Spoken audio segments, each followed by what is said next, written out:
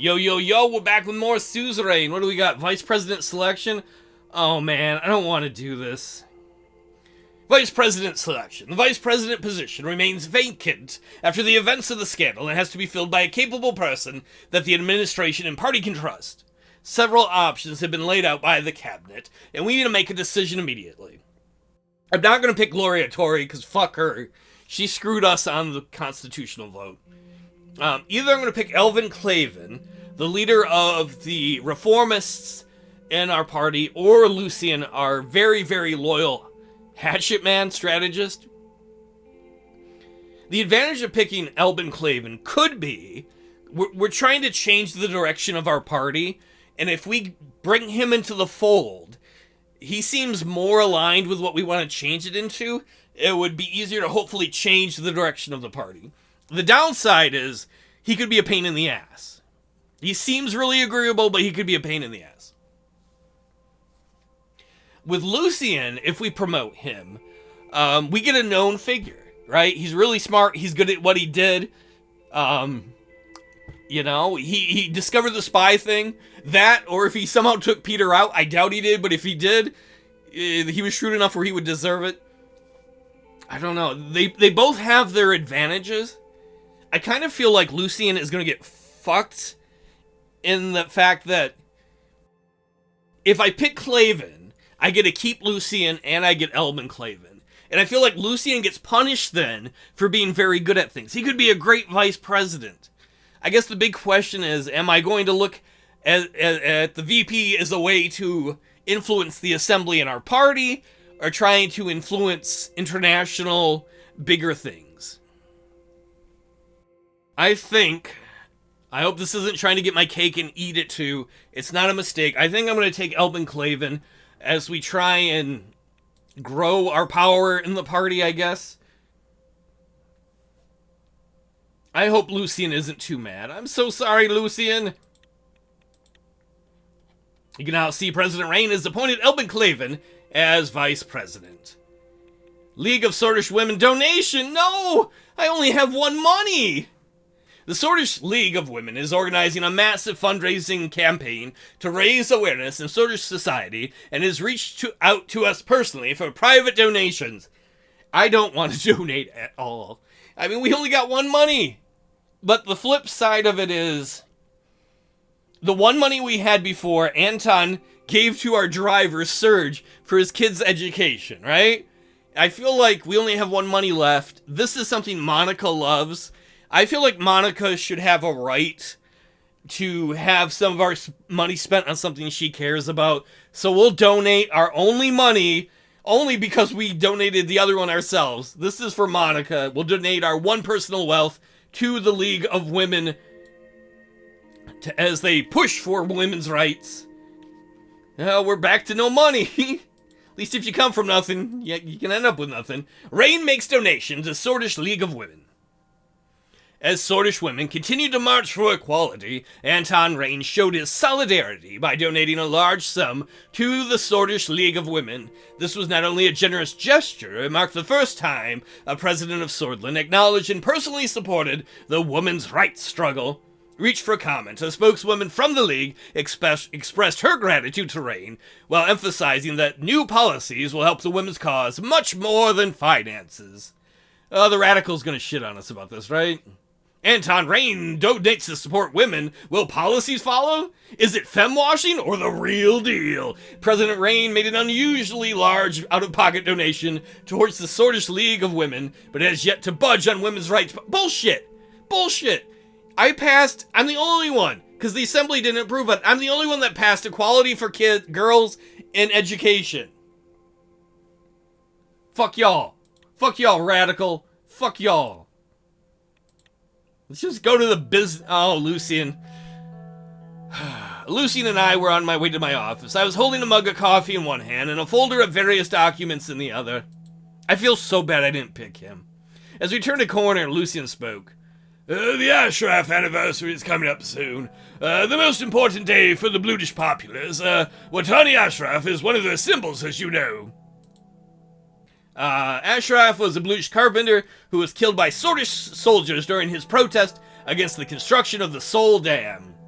His death and the subsequent chaos that escalated between the protesters and the Sordish soldiers came to be known as the Ism Incident. He became a symbol of the Blutish resistant movement in Sordland. So he's a hero to the Bloods, and he was a martyr. He was just a regular, carpenter? Your presence at this event would show your desire for a more unified Sordland. We'll reap the benefits if you decide to go, I'm sure. Alright, you're right. I trust you, Lucian. I'm sorry I didn't pick you as VP. Lucian nodded. We rounded another corner to reach the last corridor landing to my office. Lucian suddenly stopped in front of the doors. The plaque that once said Vice President Peter Vecton had been removed. The door was halfway open, and I could see a few workers moving boxes around the room. Don't tell me this is how he finds out. Don't tell me I didn't tell him before. One of them saw us, bowed his head, and changed the name tag on the door to Vice President Albin Clavin. I heard Albin's voice from inside. Oh, you can leave it there, thank you. He noticed us and immediately made his way to us. Lucian, if I made a mistake, I'm sorry. Oh, Mr. President, Lucian. Oh, that's Mr. Glade to you, Mr. Vice President. Very well, Mr. Glade. How's it going? Are you settled in yet? Getting there, Mr. President. That reminds me. Mr. Glade, please deliver this to my secretary. This needs to be in the hands of the Justice Committee as soon as possible. No, this is... Albin, no. Lucian's upper lip curled. He and Albin stared each other down for a moment. I am not your servant, Mr. Clavin. True, but I am your superior, Lucian. Albin, you're really about to make me regret things here. Albin, go deliver it yourself. We're busy. I see, I'll do that then. Thank you for stopping by. He turned his back on us. Lucian had an uncharacteristic smirk on his face. I'm not gonna let him talk to Lucian like that. Fuck that shit. Lucian could have had that job. Albin should be incredibly grateful. You ain't got no rank to pull here, bro. The two of us continued to my office to talk about the Ashraf strategy. Another long day was waiting for me. Fucking boy vice president to boy vice president. Connections updated. Oh, you can see Albin Clavin, vice president. What we got in news? Albin Clavin is the vice president. It's official. Albin Clavin is the new vice president of Sordland. Looking at this pic objectively, I catch myself thinking that honestly, it could have been worse. Much worse. President Rayne could have picked Mr. Clavin's conservative counterpart, Gloria Torrey, for example. Regardless, we can say with certainty that Mr. Clavin will be a much better vice president than Peter Vector. What? Yeah, I mean, I agree with that. But the radical's nice to Peter? Or, Albin? Fuck the radical. Why do I buy this newspaper and read it? Why? What's going on in Vesord? And when is this port going to be done? Mediation in the dispute of the gendarme. I'm sure they'll mention it in this. If you remember in a previous episode, the military was in charge of some of the domestic security policing stuff in our country. And Lilius made a point that they were strong-armed, they were sometimes too violent, and wanted me to move some of that under her control where they're less like that. I did it, and it's not been a success. And so now Ilias and her, or Ilias? Whatever, what's Penis Head's face? Penis Head face? You know who I am. You know what I meant. The guy in charge of them. Let's just move forward. I arrived in the city of Vesord with my new vice president, Albin, after receiving an emergency meeting from Iosif and Lilius. Oh my god, maybe I should have picked Lucian. I had seen the reports of a recent issue that rose between the Sordish police forces and the gendarme units at the city. The report said that an operation against a drug trafficking gang in Vesord failed due to miscommunication. It was not hard to guess what this meeting was going to be about. They're going to bitch at each other. They're going to bicker. Penis Head's going to be mad at me. He's going to have kind of a right, because I went out on a limb for Lilius, and it looks like somebody fucked it up. We entered the city hall and made our way to the second floor. I could hear Iosif and Lilius's voices echoing throughout the hall. I opened the doors to the meeting room. The two ministers did not even realize. This is unacceptable! Unacceptable! How dare the police meddle in the affairs of the gendarme? It was your men who started with this ridiculousness and meddled in an ongoing police investigation. Their voices were getting louder and louder. Rural security is my jurisdiction, and your men were way outside of Vestard. We're here to help with the matter. Albert, shut up. What's going on? Oh my God. Mr. President, Mr. Vice President. Yeah, Iosif, I know, I feel the same. Don't look at me that way. Apologies, Ms. Graff. Apologies, but Ms. Graff here fails to understand her place. No, Mr. Lancier, you're the one who doesn't understand his place. If you continue to do so, you'll pay for it one day. I'm gonna slam the table. Lilius, that is not appropriate. I slammed the table, which shocked the ministers. They fell silent. Iosif, I want to hear your side of the story. Lilius was way out of control right there, threatening you. The Lieutenant General of the Gendarmerie was tracking a drug trafficking ring in the countryside of Vestard. We immediately acted on it. Just when we were about to raid their hideout with live weapons, the police units arrived in the scene and alerted the criminals. As a result, the criminals got away. Isn't there a line of communication between you two? Don't your two departments talk? There is, but the Minister of Defense decided to avoid notifying the police department about the planned raid. The same could be said about you, because the reports show that you knew about the gang and their stash in the countryside. I started tapping on the table with my fingers, so this is just a giant clusterfuck? I could say they're both incompetent, but I'm not going to do that. How do we solve this issue so that it never happens again? I think this was the last drop. Internal security matters should be handed to the Ministry of Interior completely. I agree with you in theory, but I don't trust you. We are called the Ministry of the Interior for a reason. We can't let any more screw-ups like this happen. She looked at me. I want the Gendarmerie to be transferred to the Ministry of the Interior. What?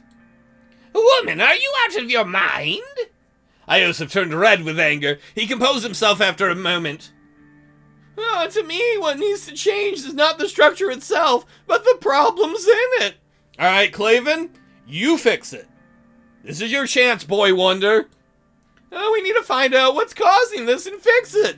What's causing it is they disagree about who should be in charge about internal security. I believe I just told you to fix the problem, Mr. Claven. Well, please address me as Mr. Vice President, Ms. Graff. I simply don't think the end justifies the means in this case. This is not an individual case. This has been happening for a long time, in case you didn't know, Mr. Claven. Lilius, you ain't helping your cause. He's the VP, and I very much believe we should all treat him with so much respect, the boy wonder, you know? Ridiculous! This is absolutely ridiculous! I won't hand over the Gendarmerie to her. Out of the question! Do you have a better solution, Iosif? Whenever operations overlap, we should engage at a lower rank with local officers on both sides. Alright, that seems like a compromise. We could work on establishing that, but it still doesn't change the wrong system that exists now. I want to remind you about your promise, Mr. President. That was before the screw-up, Lilius. That's not how promises work, Mr. President. No givesy-backsies. Lilius, I'm the president. I'm going to do whatever the fuck I want. What's promise? Oh, now I see what's going on here. Nothing. You know, okay, say what you want to say. Not what do you mean? Lilius set this up to create this incident. Alright, Penis Head, I'm glad I let you talk. I was almost going to say nothing's going on, but I want to hear what you're going to say. Lilius bit her lips. Oh, that's going a little too far. What proof do you have? There's no way that the police arrived at the right time of a month-long search on the exact day, minute of the Gendarmerie raid. It is very coincidental. Iosif, I happen to agree with you on that. This is conspiracy territory, though, Iosif. It very much is a conspiracy. Oh, totally. This kind of accusation is unheard of. That's not true, woman. I just heard it. We all heard it, so it's definitely heard of. It's nonsense. If I were you, I wouldn't believe a word Mr. Lancia says, Mr. President. Well, Lilius, you didn't help me by disrespecting the boy wonder. Are you talking about me? Yeah, the vice president. Heed my word, Mr. President. When dealing with these situations, you need to always look at who gets what out of it. I won't stand idly by with these utter ridiculous accusations and baseless claims. I don't have time for this. What is your decision? You know what, Lilius? I think in theory you're right. But you know what? You are such a cunt about this fuck up. Such a cunt in general about this. The general offered a compromise where you could work on the lower levels to prevent this, and you just bitched and bitched. There'll be no change related to the gendarme operations. If anyone else was in charge, there would have been. But no, you fucked it up. You're making a mistake. Have you seen my administration? I do nothing but make mistakes. That doesn't stop me, baby. Disappointing. Here I thought Anton Rayne was a man of his word. Thank you for protecting the structure and authority of the Ministry of Defense. From now on, work together and don't fight among each other. I want capable and effective members of the cabinet. We'll do our best, right, Mr. Lancia? That's right, Ms. Graff. I left the room to attend my next scheduled meeting. Thanks, boy wonder. What we got? Some news? Some reports? What we got in Benfi? League of Women extend thanks. Oh, that's them thanking us for the contributions. They thank us and the First Lady Monica, who pushed our agenda forward on the national stage, says a spokeswoman for the League of Swedish Women. Wait, isn't that her? Lotherberg Group investigation report. Excellent. Carl has been investigating the oligarchs. One oligarch in particular. Tusk. Oh, maybe more than Tusk. The anti-corruption police is continuing its investigation of the oligarchs. A few leads have been uncovered revealing Walter Tusk and Marcel Caranti's involvement in illegal dealings, including suspected arms smuggling and money laundering. These will duly be followed up upon. That is good. If we could break down the oligarchs, if we could bust them, that would be great for the nation. Good for our popularity, too. But, man, that would help us out immensely. What we got in the news? Anti-corruption police, Tusk's downfall? Uh-oh. The news is getting out that Tusk might be in trouble. President Rayne's new anti-corruption police is continuing its investigation into the Lotherberg Group. And our sources say the Neo Morgna-led force has discovered a treasure trove of evidence against top oligarch Walter Tusk. Though no arrests have been made, we can tell you that illegal weapon smuggling may be involved. Meanwhile, Marcel Caranti's record appears to be squeaky clean. That could be true, but also remember, Caranti controls the TV media, and he has friends in the other media. He might be leaning on his friends in the Sordland today to keep his name out of it. But either way, I want to take down those oligarchs. Woot woot, that's some good news. Well, so far, I don't know how I feel about our new vice president. How do you feel about our new vice president? I'm not sure if the boy wonder is a success or a failure. Guess it's too early to know. And I hope I made the right choice sticking with Iosif. I don't know. Lilius is just out of control at time. She's just disrespectful. She doesn't know her place. It's just, they're both soul supporters, right? So I can't say any of them are super trustful.